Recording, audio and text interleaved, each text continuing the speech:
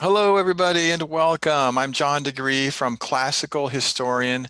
Very happy and excited to talk with Jessica DeGree, also of Classical Historian, about her podcast, My Life Under Communism.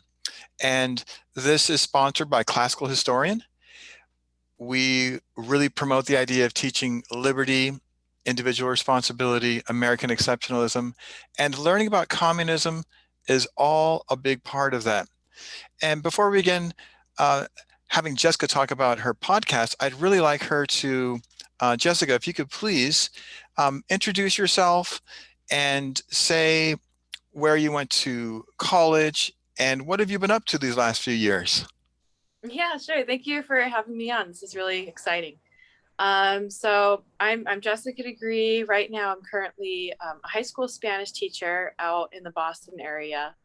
A few years ago, I graduated from Hillsdale College, where I earned a double major degree in English and Spanish. And I also played basketball at Hillsdale. And following graduating from Hillsdale, I went and I played basketball abroad in Spain, where I also taught English as a second language. And so, teaching children at such a young age English as a second language really inspired this love for teaching and for children, and helped show me that I really enjoyed this craft, this trade. Um, After playing basketball in Spain, I came back to the United States and I taught fifth grade, and I also taught Spanish at a classical school in Phoenix. And now I teach high school Spanish. And just a little bit about me, my hobbies. I'm a very active person, so I don't play basketball anymore. But I play other sports. I hike, I read, um, and I like getting to know people from different cultures and people from different backgrounds. And I think America is such a great place for that, as well as abroad, because we have so many people from different countries and aspects and cultures and different. Um, we have a mixed bag of cultures, which is really interesting. Thank you, Jessica. It's really nice to hear of your well-educated background and your international experience. And also, you didn't mention this, but you are part Czech, so you're Czech and U.S. citizen. So that's also very exciting. So let's go ahead and begin this. When did you first start thinking about interviewing survivors of communism or doing research on the effects of communism on individuals? Yeah, this is a great question, and one that is a little embarrassing to answer because, as you know, mom is from Czechoslovakia. She grew up during communism. My grandma grew up during communism when it was really, really strict and harsh in Czechoslovakia. And yet, I wasn't really interested in learning about communism until I was an adult after I had graduated college. So I graduated from college and I went abroad. And it was before I played basketball in Spain that I spent a month receiving my teaching English as a foreign language degree from a school in Prague, that I really started to be interested in learning about communism and the effects that it had on people. Because when I was in Prague, I noticed that a lot of people seemed a little uh,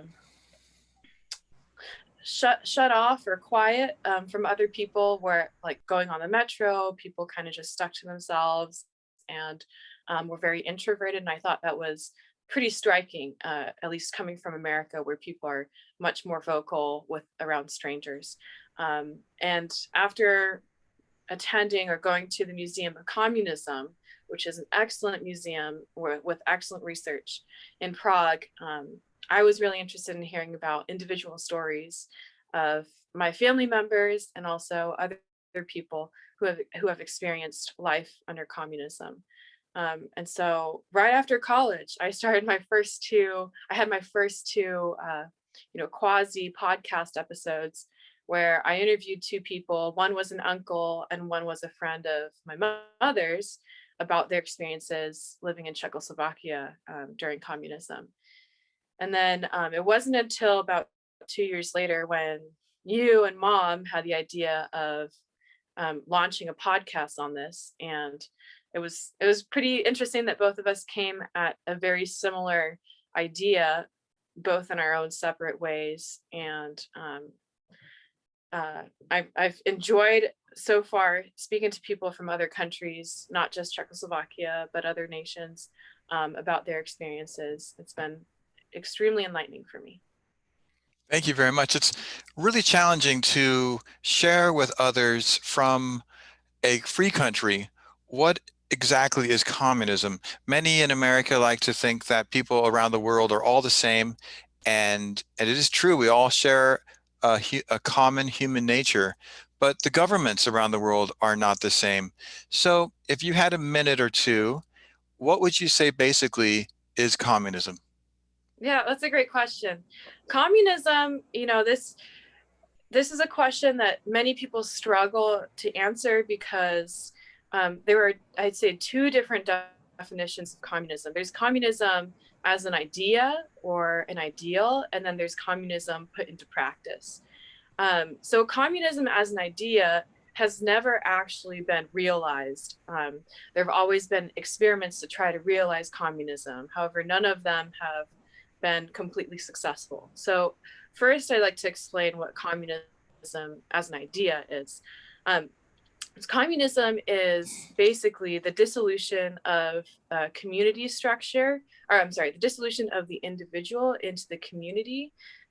And it is where society reaches the stage where there are no classes. So there's no high class, there's no middle class, and there's no low class. Everyone is exactly equal in this society.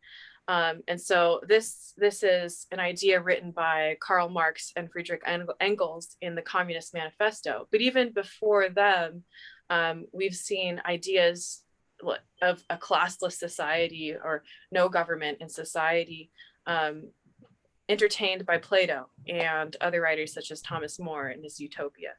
And so this ideal of having a classless society where people work to the best of their ability, but they all contribute to the community, sounds really great.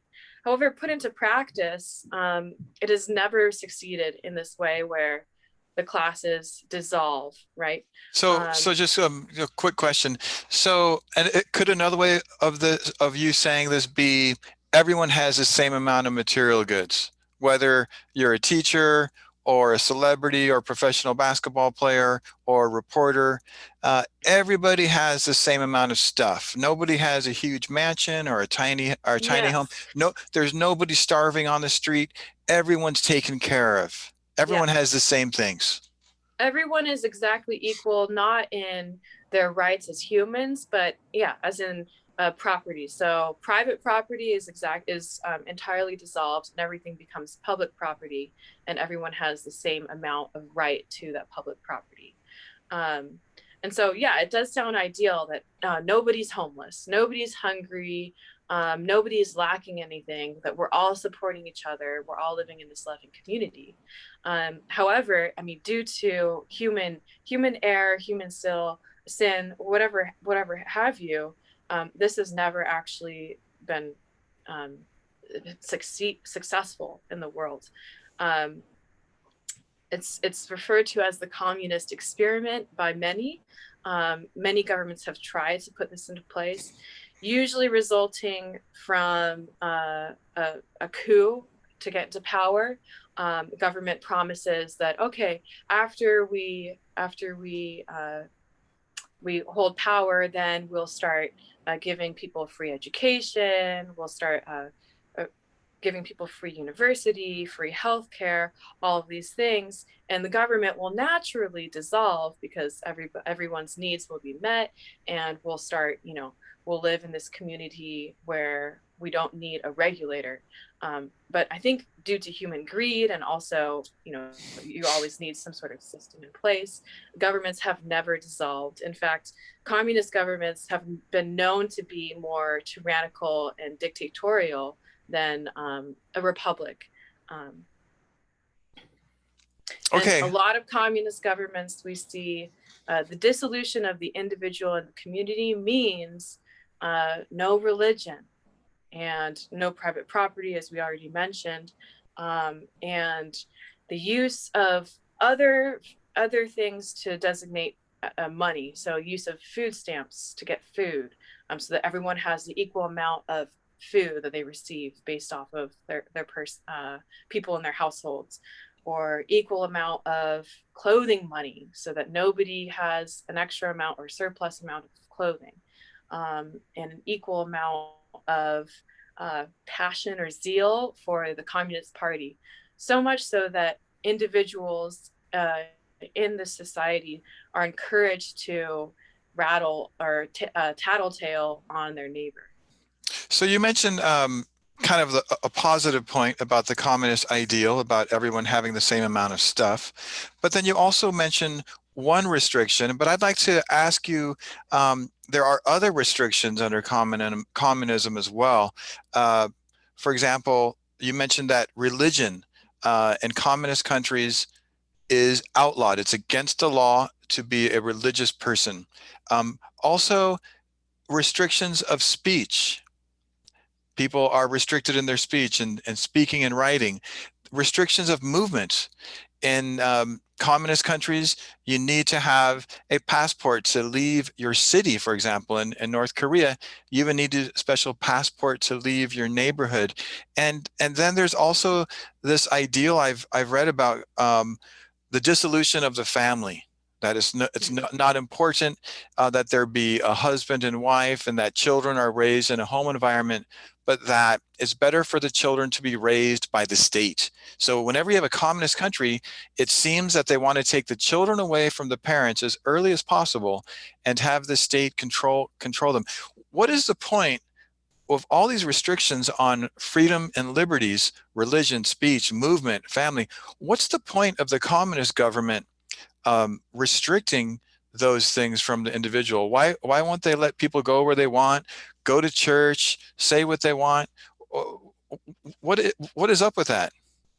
I think the greatest threat to communist government is freedom and the individual, the power of the individual to make choices and to try to succeed is a threat to the government. For example, I have an example of religion being a threat to the government. In China, in communist China, in the early 2000s, a religion called falun gong started to increase in popularity, so much so that the members of the falun gong religion, the practitioners, outnumbered the members in the Communist Party.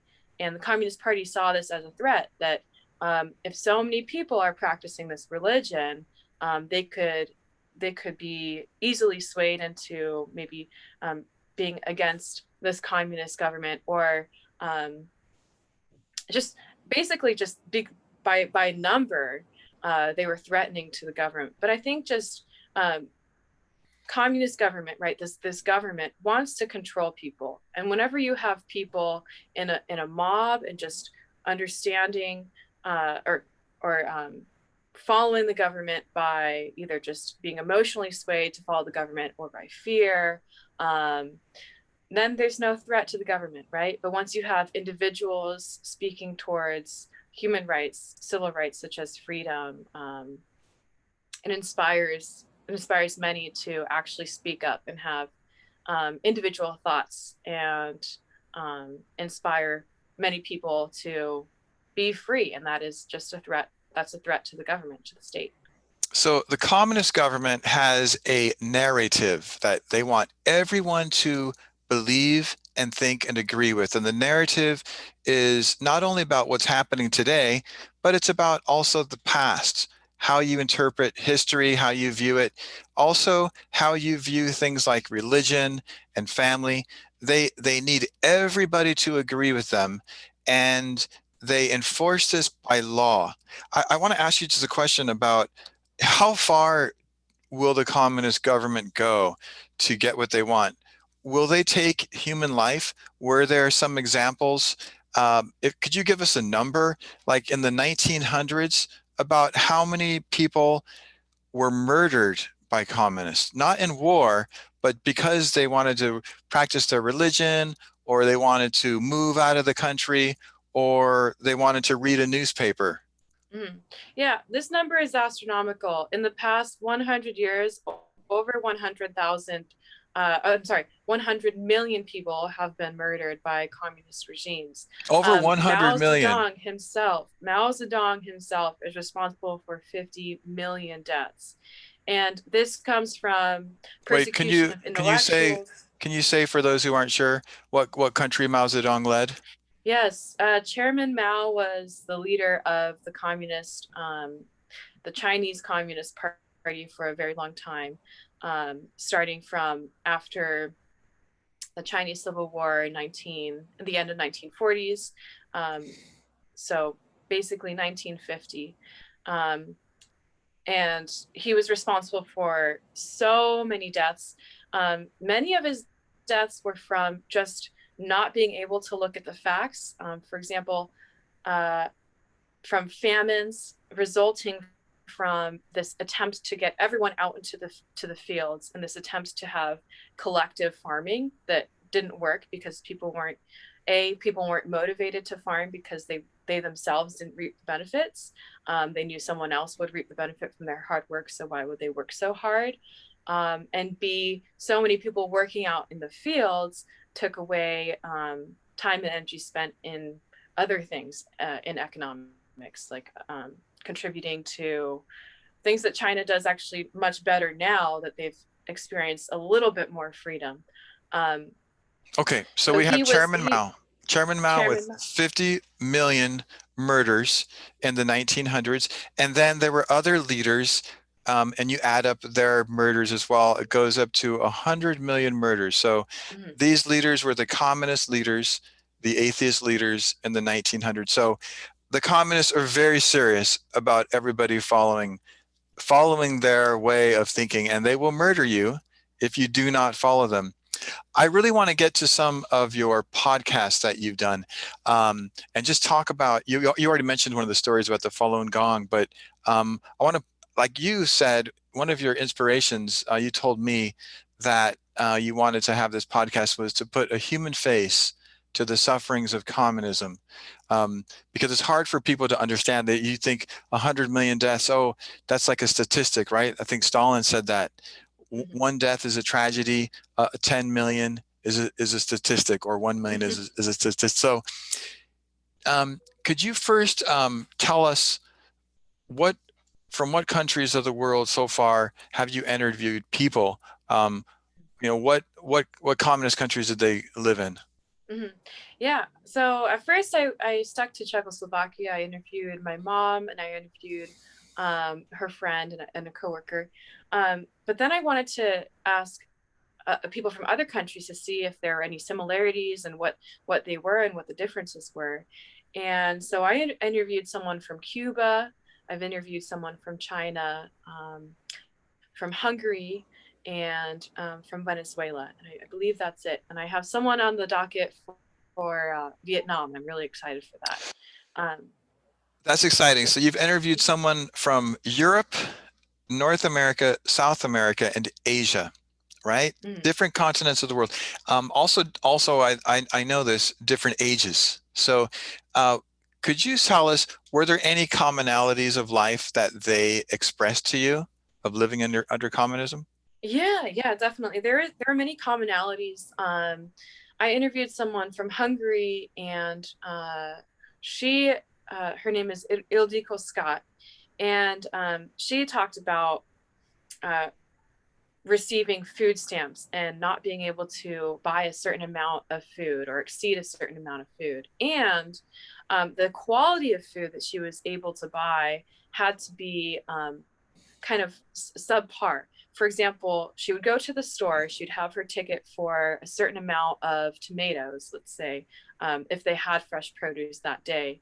And she would have to be careful not to choose the best tomatoes, because if she did, she would be chastised by, oh, you should leave the best tomatoes for your comrades. You know, they deserve it, right?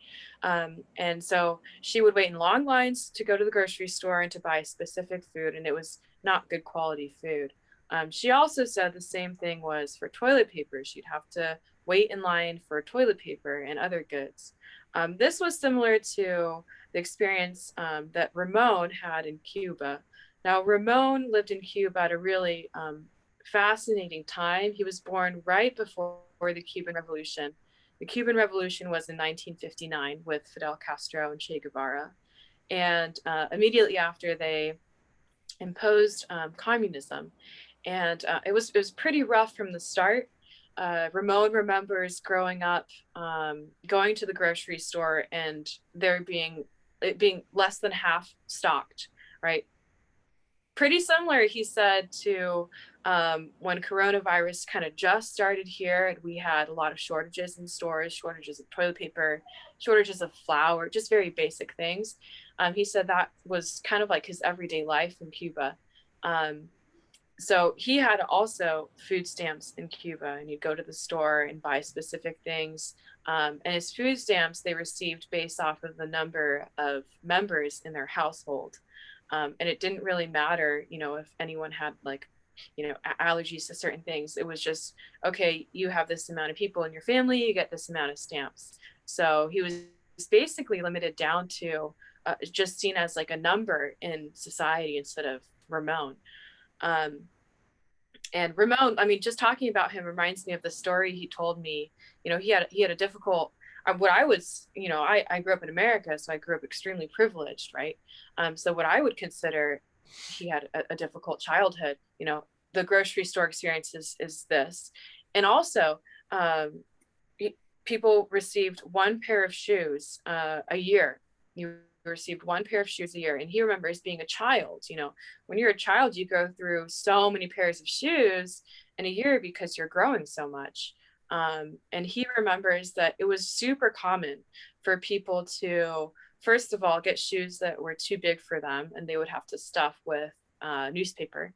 And then it was extremely common to have the toe part cut off.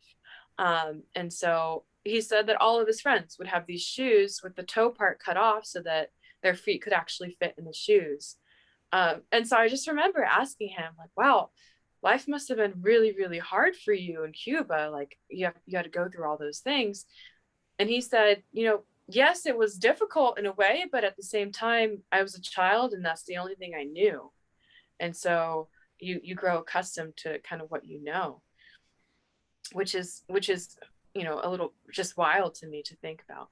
um but yeah, I will never forget Ramon's story. And he also said his family realized from the beginning that they didn't want to live in Cuba, they had to get out. And so they put their name on a list to be to leave Cuba and to go to America. And so this list was just a long list that the government had to go through and review. And they interviewed his father, and his father gave the reasons for leaving. And then immediately after, his father was reassigned his job, and he was reassigned to work as a farmer in the sugar canes. Now this is like extremely back-breaking labor. You're chopping away the sugar canes, farming the sugar canes in the sugar cane farms. The sun's beating down at you. Cuba has a very tropical climate, and so it is difficult to do hard labor like this all the time. And so they sent his father to the sugar canes, and he had to go Monday through, I believe, Saturday, working at the sugar canes. And then they would put all these workers back on the bus, take them back to their hometowns. And so Ramon saw his father for a day and a half every week. Um, You mean he and had to this, live at the sugarcane? yeah, he lived in a hut at the sugarcane farms. And his wife and And family lived in a different place in their home. yes, his wife and family lived in a different city, and his father couldn't visit his family during that time. So And because he requested to go to the U.S., he was made a slave for 6.5 days. yeah, basically, because he requested to go to the U.S., Cuba knew, okay, well, he's not extremely valuable to us because he doesn't agree with communism. It's very obvious that he doesn't agree with communism. It would be dangerous if he remained in his job, possibly because he could tell other people about his own thoughts. And he's an expendable to us. We know he possibly will leave in the future if he dies. so what? We're not really losing anyone because he's going to leave anyways. So they sent him to the sugarcane farms, and it took them 7 years. It took them 7 years to be officially approved to leave. Um, and I would say that that is actually one of the more like lucky stories, because from stories I've heard about other countries like Czechoslovakia, traveling was very restricted, and you weren't really able to leave. Um, What's every once in a while, you're able to take if you trips could to if you a could share different with country. us Yeah. if you could share with us one of the worst stories that you heard, like a worst as far as like, wow, that life must have been horrible. What's one of the Yeah. have you heard any Yeah. of those that you just like, oh my goodness? I mean, yes, being sent away for 6.5 days as a slave to work, that would be it's kind of unfathomable Hmm. for me to imagine that could happen. For example, here where I am in Southern California, if I write Hmm. something against the government or say something that they could have the power to do that. But was there anything else from any of the other interviewees that you heard? Yeah. Yeah. Something incredibly sad, and this is the hardest, probably one of the hardest parts of what I do, is I have to ask difficult questions every once in a while, right? Because I have to know the truth, and people have to know the truth of what's going on or what happened in other countries. And you know, in every story, I ask a question and I get the answer, and there's a pause because I'm half in tears, and my guests are half in tears because it's just unfathomable what happened. But um, I mean, I guess the most difficult story that pops in my head is when I interviewed Jennifer Tseng from China, and she lived in China pretty recently. She was a Falun Gong practitioner, so in the 2000s she was living in China. She had a Yeah, could very you explain to everybody? Because I'm surprised that many people don't know what Falun Gong is, even though it's written about in some of our media, but not really. There's only a few, like for example, Epoch Times knows about it because I think their founder was or is a Mhm. Falun Gong member. What is Falun Gong, and how is it a challenge to the communist regime in China? Yeah, well, I'm not an expert in Falun Gong, so I don't want to present it as anything that it isn't. But I do know it is a religious practice that centers on three pillars. Um, it is related to, I would probably say, more of an Eastern religion. Um, three pillars that are escaping me. I think one of them is charity. Another one is generosity. Um, and Falun Gong utilizes or combines physical movement, with spiritual thought. I believe honesty is one of the principles too. It may not be one of the pillars, but Mm-hmm. I know being honest and truthful all the time is one of the Mm-hmm. beliefs of Falun Gong. So Mm-hmm. in reality, it's a gentle practice. There's nothing violent about it in any way, but the communists in China view it as a great and grave threat because so Mm-hmm. many people follow it, and it's against Mm-hmm. communism. If you're a communist, you don't have to tell the truth. It's okay to lie. Which is pretty interesting, or also ironic, because in the early stages of Falun Gong in the 1990s, the communist government promoted this religion. Mm, They encouraged people to join the religion. And then wow. once they noticed that people who were joining the religion found inner peace and were happy, um, and once their numbers outgrew the numbers of the Communist Party saw it as a threat and then outlawed it. Um, and so this is a No happiness can come from without the government. right, right. Possibly that's why China has a remarkable history of doing this, where I mean, we saw the most striking example in the Cultural Revolution, which was in the 1960s, where the current communist government found fault with the previous communist statement or regulation, and they blamed individuals who were following the communist government 10 years earlier, 10 years prior, they blamed those individuals and incarcerated them or murdered them, took their homes away from them, and tried to level everyone down to the very, a very base level.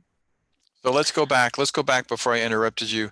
You were going to share with us an experience of the person who you interviewed, Mm-hmm. who was from communist China. Mm-hmm. Yeah, sorry. Yeah, so Jennifer was a Falun Gong practitioner, or yeah, yeah, a member of the Falun Gong religion, and she was in a high level of society. And even before she was punished for this, and she was sent to a re-education camp. And But even how old was before, she? How old was she when she was punished? I want to say Remember? she was in her 30s. Okay. I want to say, uh, yes, I'm not exactly sure about the specific age. 30s, yeah, an adult. Yes, she was an adult. Okay. Um, but even before this, uh, living in China was really difficult for her. She had a family during the one child policy, which was policy put in place to limit the amount of children a family would have, um, to try to adjust some issues that they had with agriculture. And she had a daughter first, and then she was pregnant with another child. And you cannot hide a pregnancy in China, because she was given a specific apartment to live in, and they're given specific amounts of food, because based off of the number of people in your house or your apartment, and everything you do is tracked. And so it was found out that she had a second child, which was in violation of the one child policy, and she was forced to abort her child. And you know, I wanted to ask her about the one child policy and if it affected her, and she told me the answer, and that was really difficult to hear and to listen to. Just she was forced to, um, have an abortion, which is an extremely emotional experience. So that was probably one of the most difficult things that I'd heard on the podcast. The second most difficult thing, also coming from Jennifer, was when she went to her re-education camp. Um, she was sent to this re-education camp where members or prisoners, basically they were basically prisoners, were tortured every day, and in insane ways, ways that are unimaginable. And um, she mentions the ways on the podcast, but they're extremely in violation with any sort of human right, invading uh, private areas of your body with instruments, and so on and so forth. Also, psychological torture. And this was Um, all because she was following Gong. this is all because she was Falun Gong. Nothing more. She didn't. She didn't. She wasn't a political activist, right? She was just. She just practiced the religion. She had a higher. She had she had a good education, so she worked for a very, very high level of employment. But even though she was in a higher level of employment, um, she was still persecuted for her religion, and she was sent to a re-education camp until she renounced her faith. Wow. And so they tortured her until she renounced her faith. And when she was released, they reassigned her job to be one of the workers at a re-education camp. And so Oh she had man. to work at a re-education camp.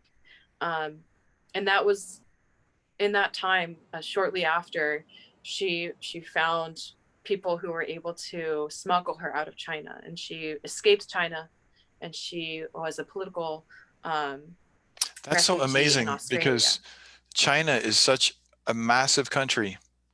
Mhm. How do you how do you go about escaping it? Was her re-education camp near the ocean, so she didn't have to travel too far to get to a boat? Or She did not go into great detail. okay. I think possibly because she wants Oh, to she wanted to keep her her right. the people who saved her, anonymous because they could be Yes. continuing their work. Yes. And China still is a threat. So even though China knows that she is outspoken and she does talk about her experiences, she worked for Epoch Times for a while and now she has her own publications. But many people who have gone through these still have to be careful to not put any other people in danger. Right. So even when she's living here far away from China, she's very careful about what she says about anything that's going on in China because she doesn't want to hurt anyone there. Is she in danger here? Are there Chinese agents here? Does she know following her or threatening her? Mm-hmm. I did not ask her that question because at the time that I interviewed her, I wasn't extremely aware of that going on. However, I wish I had because I do know that there are Chinese agents here. China is invested in keeping a good image of China in America. I mean, we see that on university campuses with Chinese organizations or clubs promoting, what they call as Chinese culture, but it's basically pro-Chinese communist propaganda. Um, so she did not go into detail in my interview, but she also is very outspoken for liberty, and so I do know if she has been threatened, that it's not going to affect her. That she's going to continue her work.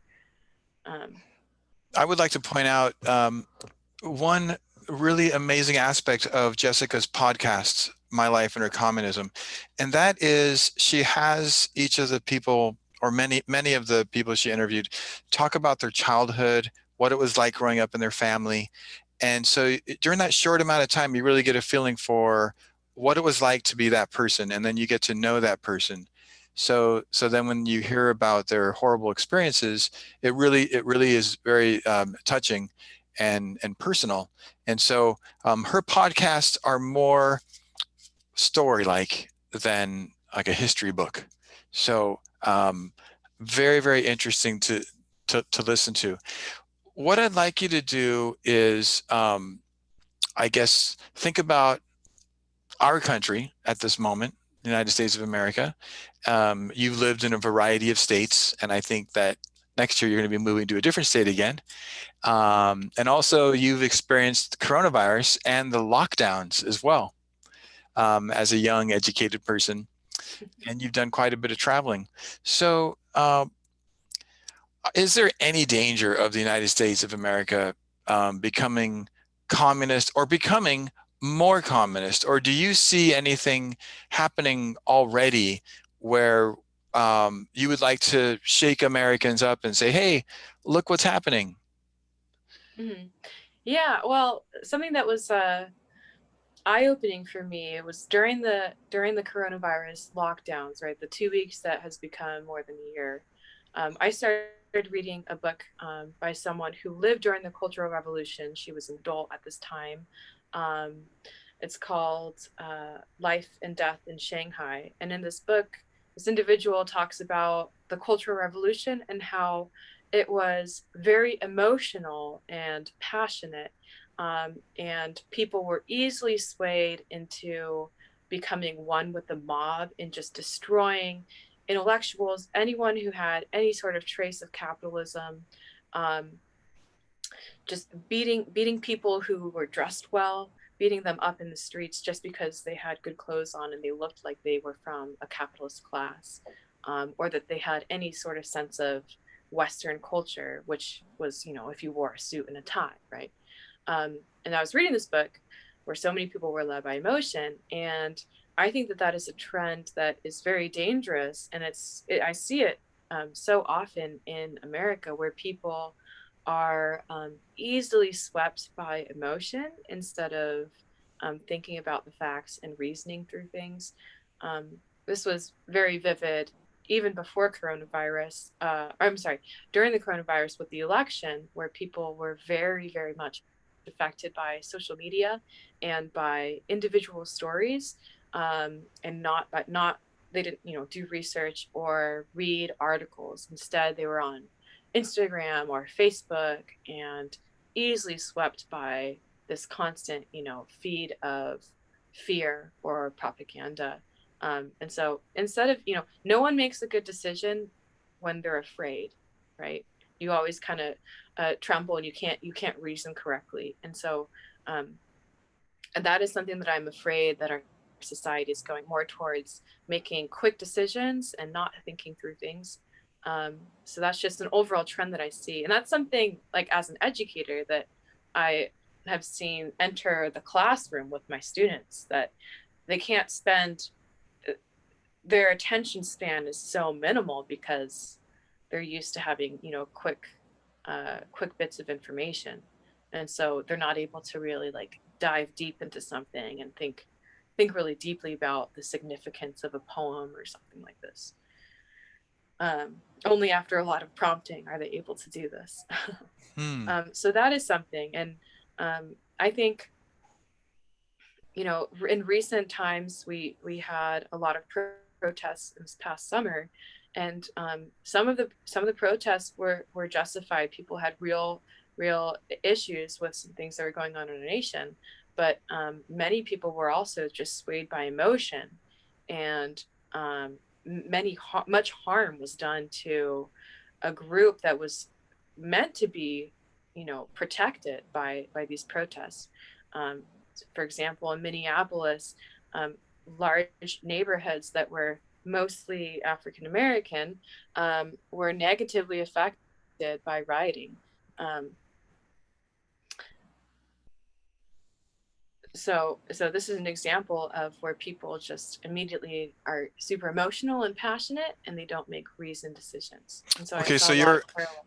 you're referring to the Black Lives Matter protests in Minnesota and across the country, Mhm. where the protesters or rioters destroyed $2.5 billion worth of property. And most of that property they destroyed was property owned by people having small businesses in inner cities. Mhm. Many of those people being Black Americans, and Mhm. Mhm. also these rioters and protesters killed, I think, 25 people. So that's a really good point. How you bring up the notion of being swayed by emotion, and that in the Chinese Cultural Revolution, that's Mhm. what the communists used, and people here now in America are very influenced by that as well.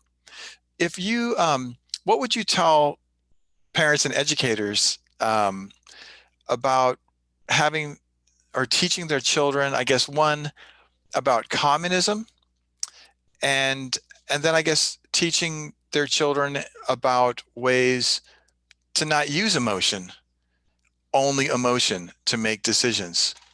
Mhm. Mhm. Yeah. So teaching people about communism is extremely important because, you have the old adage, history will repeat itself if you don't stop and think about it. And so I think there are attempts even now of trying to impose, like, a socialist agenda, even in the United States. We have people advocating for free healthcare, free university, um, minimum wage that is extremely high, and things like this. Uh, I find it very interesting too that these people who are most vocal in advocating for the higher minimum wage and free healthcare, free education, the people who are most vocal about this have massive multi-million dollar homes, and they are benefiting from all of this money coming into their nonprofit organizations. And it seems that that is a commonality among communist countries as well. In every communist country, there is a communist elite calling the shots, pretending that they're promoting the little man, when in actuality, they're just gaining from it. And it seems we can see that in the United States as well. mhm. So, So I would say, the biggest thing you can do is to get educated. So read books, listen to my podcast. Here's a plug for that. Read the classical historian pages, read current events, be up to date on what's going on in our nation and across the world. And yeah, it's hard to have children not be swayed by emotion, especially in today's day and age. um, but I'd say the best way to do that is by encouraging them to read and to look for facts and arguments rather than to watch TV, watch news, or to go on their cell phones and watch news via Instagram or Snapchat or things like this. Um, People are starting to rely more and more on personal experience rather than um, facts, statistics that show a holistic picture of what's going on in the world. And we have this as a society, right? This growing notion where what's your story? Um, Only you can be an authority on this subject because you are a victim of it. I can't talk on the subject because I'm not a victim. Um, what's your truth? Uh, you know what's best for yourself. Your story, your truth is going to be different than my truth. We have a very relative. We have a trend for relativism where you can't have right and wrong. There can't be a good action and a bad action. There can only be circumstances, and um everything is kind of swayed by your emotion. What were you feeling in this instance that made you do this action? And you're justified because it's your truth and it's your story, and I can't say anything about it. We have this growing notion in society that I think is very harmful because it takes away from us trying to find actual truth, right? Trying to know the real story in things, and instead focusing on your emotional experience or your emotional response to something, which is very subjective and which is not going to be universal.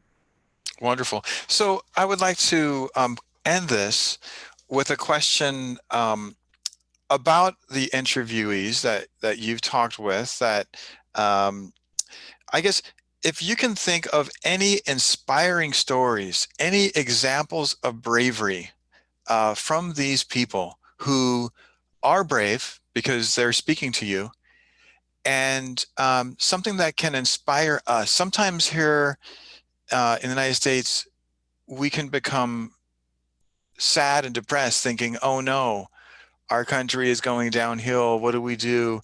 And it's good to hear some inspiring stories, what people have done and what they're doing right now to help us.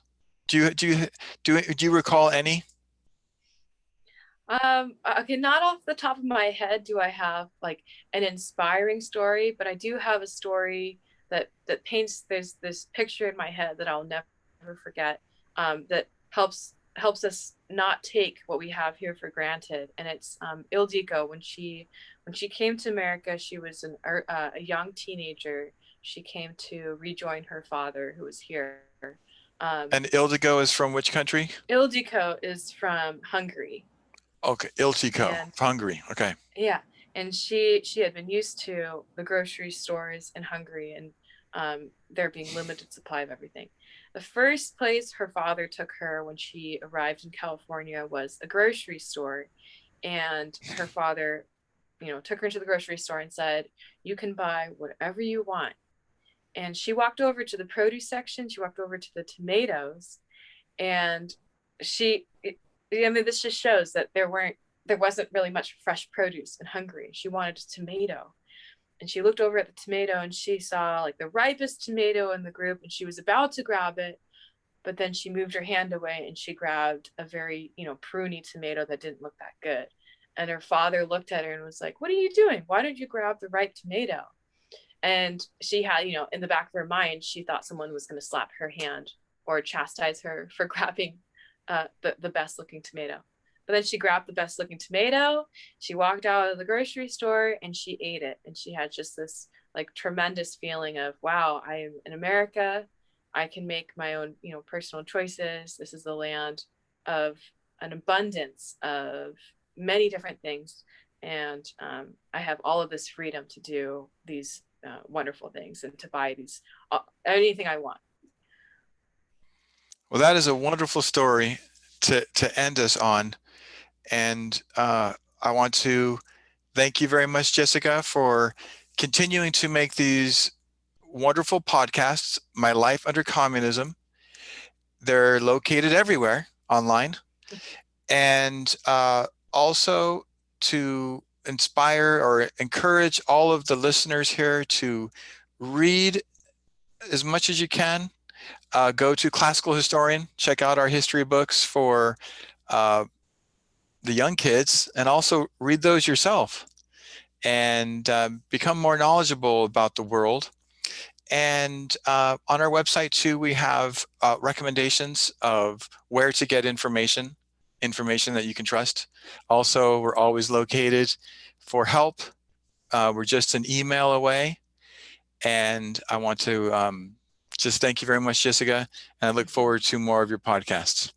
Thank you for having me.